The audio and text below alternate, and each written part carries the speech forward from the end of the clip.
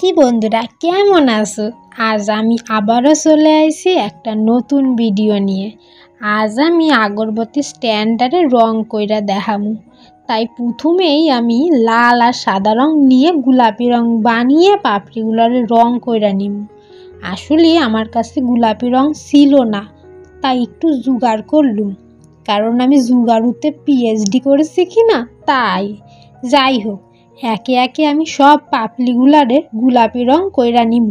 এই স্ট্যান্ডটা আমি কেমনে বানাইলুম, যারা এখনও দেখো নাই সেই ভিডিও যাও এক্ষুনি গিয়া আমার ভিডিও ডেসক্রিপশন বক্সে চেক করো, আমি সেখানে লিঙ্ক দিয়া দিছি, গিয়া ক্লিক কইরা দেখে নাও, অথবা আমার চ্যানেলে ভিজিট করো। আগরবাতি স্ট্যান্ডটা পদ্মফুলির মতো বানাইছি, তাই রংটাও পদ্মফুলির মতো করতে চাইছি। তোমরা পুরো ভিডিওটা দেখে কইও কিন্তু পদ্মফুলির মতো হয়েছে কি না। বন্ধুরা তোমরা জানো, যেদিন আমি স্ট্যান্ডারে বানাইছি সেদিনই ঠাম্মা কইছিল দে আমি ধূপকাঠি রাখুম।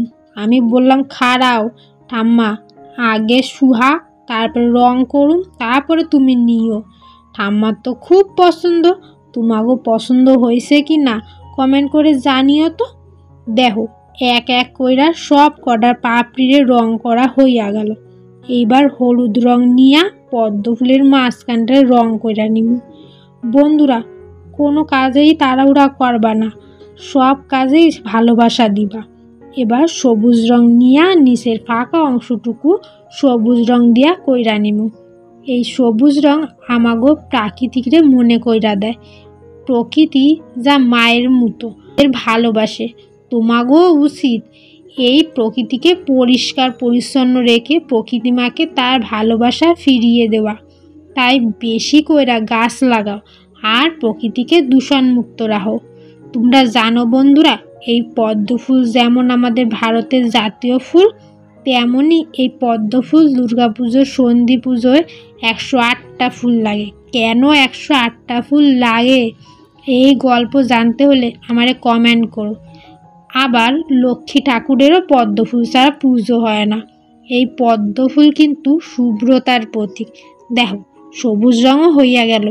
অবশেষে শেষ শোয়ার ফুলেটারে আরও সুন্দর করা লিখিয়ে লাল রং দিয়া পাপড়ির নিচটারে রং করলুম।